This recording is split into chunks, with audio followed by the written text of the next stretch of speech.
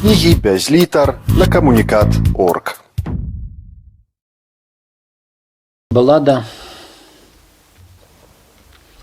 нарадзілася пасля майго падарожжа у замак графаў Валенштайнаў, дзе правёў свае апошнія гады жыцця на пасадзе бібліятэкара славуты Джакома Казанова. Апошняя жанчына Казановы, багемская балада, прысвячаецца Святлане і Алесю. Потым ён пазіраў у столь, Даротка ціха плакала, глядзела на кармінавую плямку памерам з вішню, кратала плямку пальчыкам, павольна апраналася. Потым ён сказаў: «Запомні, дзіця маё, быць жанчыною значыць умець уцекаць так, каб цябе злавілі».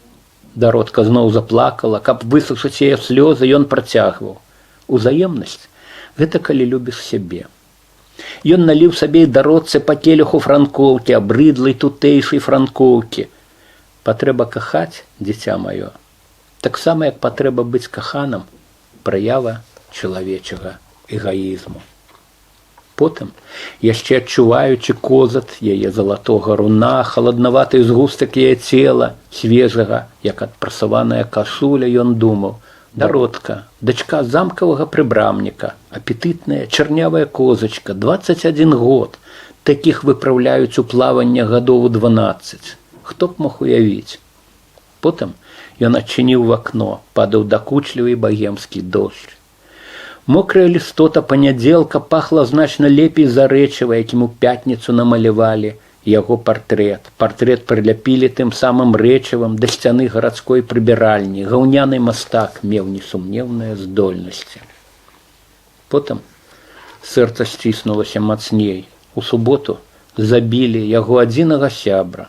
Падкінулі пад дзверы, факстэр'ер быў яшчэ цёплый. Учора з нагоды нядзелі фаварыт замкавага эканома збіў яго Джакома Казанову сукаватым друкам на плошчы. Яго Джакома Казанову, арыстакрата, доктара навук, знаёмага імператараў, каралёў, кардыналаў, інтымнага сябра, дзвюх герцагіняў. Сустрэчы з ім Джакома Казановым згадывалі Вальтэр і Гёте. У Парыжы ён, Джакома Казанова, добра прыклаўся да пляшкі з Бенджамінам Франклінам. Шылер прыязджаў у гэтую глухмень пагрэцца ля вогнішча інтэлекту Джакома Казановы. Моцарт даслаў яму запрашэнне на свайго Дон Жуана. Ніякіх аналогій.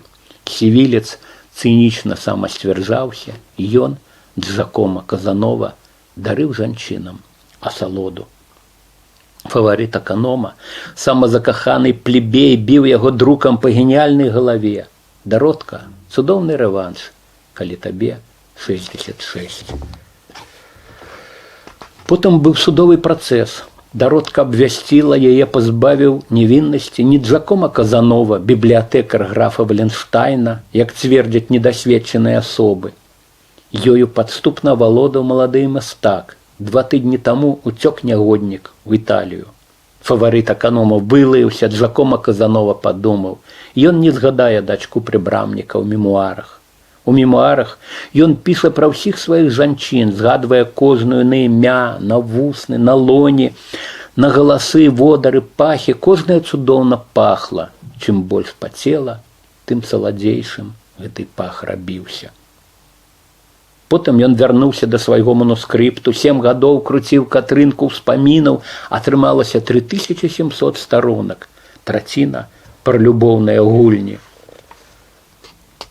47 італьянак, ён быў патрыётам, 19 францужанак, кажуць, у іх ёсць нешта асаблівае, ён не заўважаў.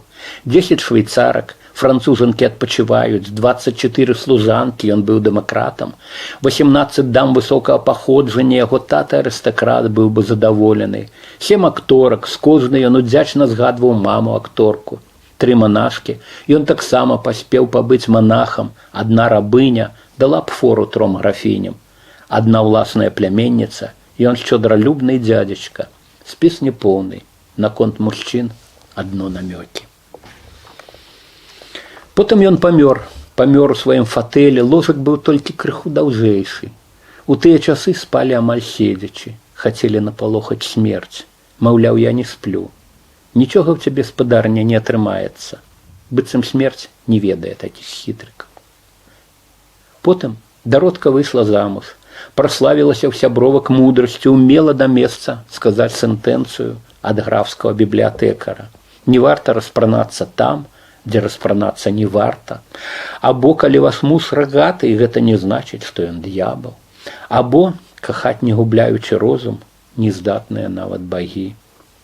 Калі ў Дароткі пыталіся, дзе мастак, што ўцёк в Італію, на вуснах Дароткі доўга не гасла цёплая усмешка. Потым я пытаўся, колькі жанчын было ў Казановы. 10 000, не вагаўся адзін сябар.